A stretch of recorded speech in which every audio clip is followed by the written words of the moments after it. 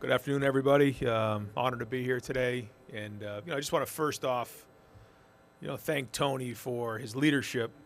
Probably heard that from some of the other coaches already, but it's been significant as we've gone over the last couple months and where we're going, and had some great meetings out in LA, and certainly it was easy to see leaving those meetings his leadership and how strong he's been, and where we're heading with all the changes that are going on across college football. And so I had great conversations with him and very excited about our leadership in the Big Ten as we move forward.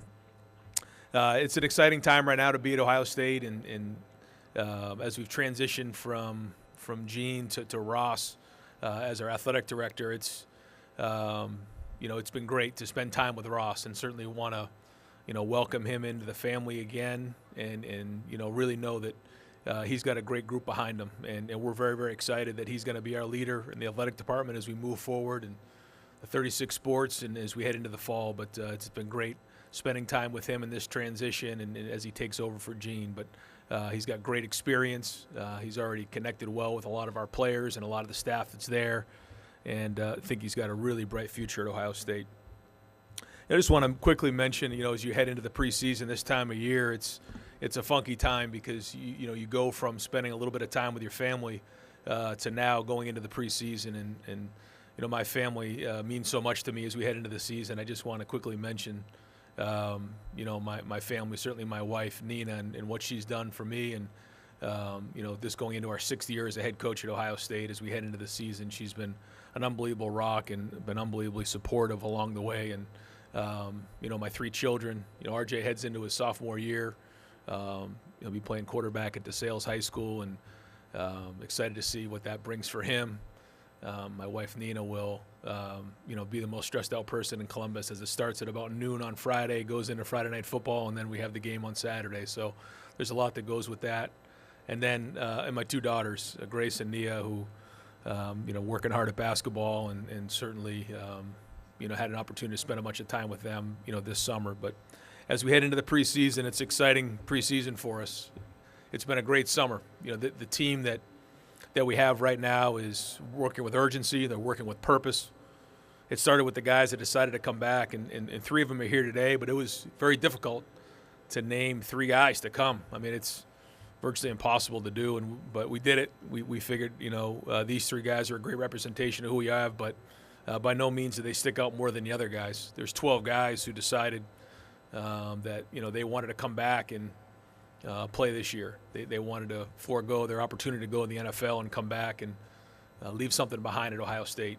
And since they made that decision through the winter and the spring, now in the summer as we head into preseason camp, you can see it. You can see the look in their eye. It's a special group, and then the pieces that we've added. We're very, very excited right now, and it's a fun group to be around every day.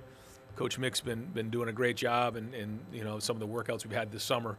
But now as we head into the preseason camp, it's going to be critically important to build a foundation. Every year, you rebuild the team. You don't just jump back to where you were the year previous. And we're going to work really hard to have a physical preseason camp and build that foundation, as that's going to be what's going to be the difference in the end. So Denzel Burke is one of the first guys that are here. Denzel has already had a tremendous career at Ohio State and made that decision like one of the other guys to come back and play his senior year.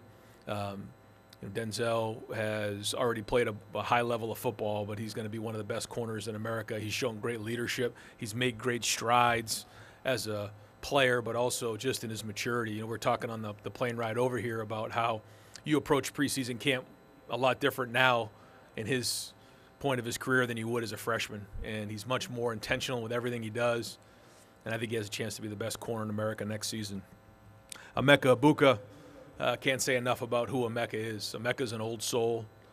Since he's been here, he's been a warrior. He has his degree. He had to make his decision on whether he wanted to go to the NFL or not. He decided to come back with the degree in hand.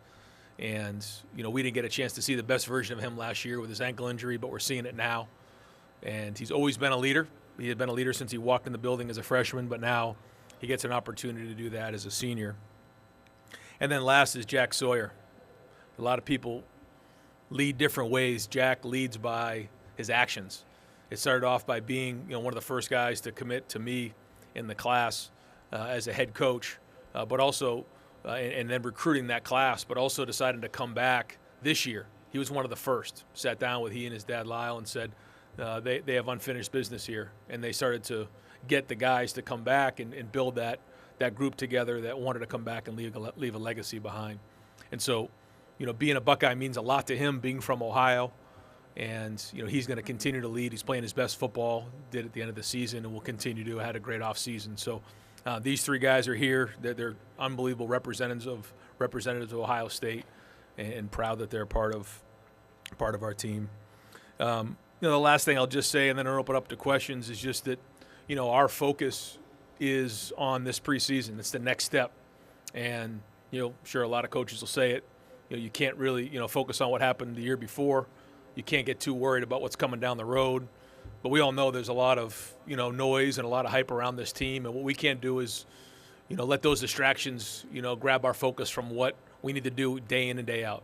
We know it's going to be a long season, but we got to have a great preseason. We got to have a physical preseason. We got to lay that foundation for what's going to come as we head throughout the season.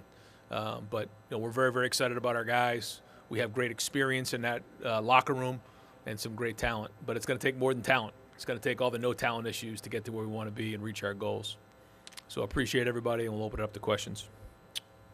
On your left, Coach. Dave Biddle, 24/7 Sports. Hi, Ryan, over Hey, here. Dave.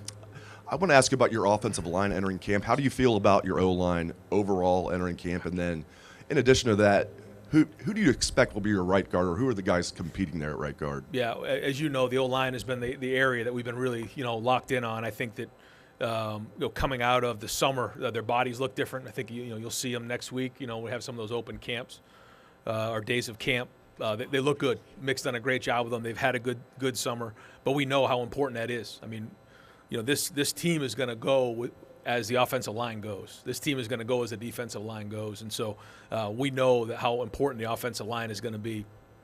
So I think that some guys have really stepped up. Josh Fryer, to me, has had an unbelievable summer. Donnie's been much a leader.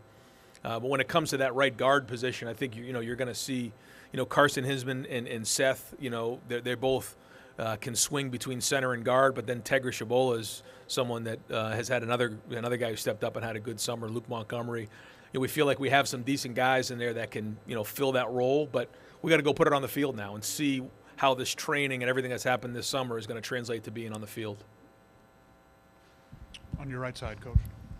Hey, Ryan. Dylan Davis, Delaware Gazette. I know you've talked about depth at receiver being a big part of what you need to accomplish in the preseason. I guess where do you feel you're at with that depth and behind Emeka, who's kind of starting to emerge in that 4 to 5 member group? Yeah, that's a great question. I feel like we have a good, we're kind of top heavy there, and then where is 4, 5, 6, and 7? Brandon Ennis, you feel Brandon Ennis when you're out there. So this is going to be a great opportunity for him to do that.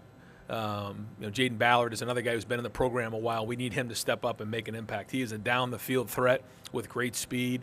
And, again, this is somebody that's been in our program now. And I think that's another part of this team that we have is, 2, 3, 4. These guys have been in the program for a while now. So there's been a lot of built-up, springs and summers and practices and development along the way. And so we need JB to step up. And he's been charged with that challenge along the way. Bryson Rogers is another guy that gives us some playmaking ability in the slot. He's gotten bigger. He's gotten stronger. He needs to continue to play that way because he has the ability to run routes and get open against anybody in the country, in my opinion. Kojo Antwi is somebody that has to step up as well. And then we have some other young guys in there that have an opportunity to do that. So, that 4, 5, 6, and 7 is going to be critical in solidifying the wide receiver depth. But that's going to have to happen this preseason. Me? Yep. Tim May, Little Monroe on 3.com. Ryan, I was just wondering, have you told your team to embrace these expectations for this season? And number two, in your mind, how legit are these expectations? Well, I think anytime you're at Ohio State, we know you're going to have expectations, but there's always going to be chatter. There's always going to be noise, and it's our job to block all those things out and just focus on what really matters. I think especially this time of year, the easy thing to do is focus on, the goals, focus on the end of the season. But that's really is a waste of time if we don't build the foundation right now. Now, our guys, they know what the expectation is. You've heard some of them say, what their goals are. We're not going to shy away from that. We want to win the rivalry game, be right in this stadium right here, win this Big Ten championship, win a national championship. We know that. But at the same time, that can't be our focus because that's a distraction from where we are right now. And so where this season goes and what this team looks like is going to look a lot different than it did last year. And this is a new journey. We've got to rebuild that to get to where we need to be. And that started last winter. But the next step is now in preseason. And so, we know what the expectation is. Every time, I've, gone into a season at Ohio State, I guess this is going to be my 8th season now. 6 as the head coach. You expect to win every game. That's just what it is. And if you don't think that's the case, try losing a game at Ohio State. I mean, you're expected to win them all. So that's not new. We embrace it in recruiting, and we want to make sure that those type of people are in our program.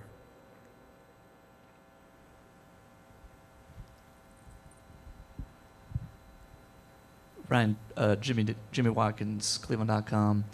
In delegating play calling duties to Chip, obviously that's going to change your perspective on the game days, change your responsibilities on game day a little bit.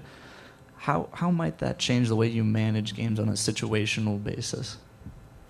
Well, I think this year there is a change with the 2-minute warning. I think that needs to be something that we take into consideration. Just how the games are going to change at the end of the game. But other than that, I feel like I've always had a pretty good handle on that. So going into each game, we'll have a game plan in place. Chip's here for a reason, to run the offense. But I think it's my job as the head coach to look on the horizon and figure out what's coming. And in this conference, have experience of what's coming down the road, the games we need to win, how we need to win, also with the type of players that we have. So that'll kind of be my input in the offense, knowing, what we're doing. And the great thing for he and I is, we see things the same way, and we've been in the same offense together in our careers. So I think there'll be a lot of that. But Chip's one of the best offensive minds in the history of college football, in my opinion, and he's a great play caller. So he's got to do that. He's just got to go and get a feel for our guys and let them call it. But in terms of the management of the game and everything, it'll allow me an opportunity to be on both sides of the ball, including special teams, and have a great feel for that and making those decisions. Hey, Coach. Mike Regalado, Bruin Report Online. Sticking with Chip, last few years I've been able to see his innovation and his creativity with players. Aside from that, how excited are you to see what he can do with this team, and what else does he bring to your program? Well, I think when you look at any offense, what you're trying to do is you're trying to figure out what plays maximize the guys you have in the locker room. Chip has a background of doing things a lot of different ways. I think everyone immediately goes to the spread offense, and when he was at Oregon and some of the no huddle stuff. But he's at UCLA. You saw him do things with 3 tight ends in the game. Before that, there was a lot of 2-back stuff. There's a lot of different versatility in his background, and so I think the idea is, all right, what fits our guys? It starts with the quarterback, and then it goes with the offensive line, the running backs, the receivers, and how that all gets put together. I think he would tell you he's very excited about what he has, in terms of the talent level, on the perimeter, up front, the running backs, the quarterback options, the tight ends. So that's the journey that we're on. What is it that fits that? And then it's my job as the head coach to make sure it fits complementary football across the board, and that the offense is complementing the defense. And so in terms of the second part of your question, what he brings, for me, turning it over, I really wanted to have somebody that, had head coaching experience. Now, never thought that, you'd have somebody that was a head coach the way he has been in college and in the NFL and that background. And so it allows me a little, more of a peace of mind, and certainly a lot of trust there. I mean, I trust Chip with my life, and that's a big part of anytime you're handing something over like that you've done, almost your entire career. Coach Ryan Day, thank you so much for your time. All right, thanks, guys.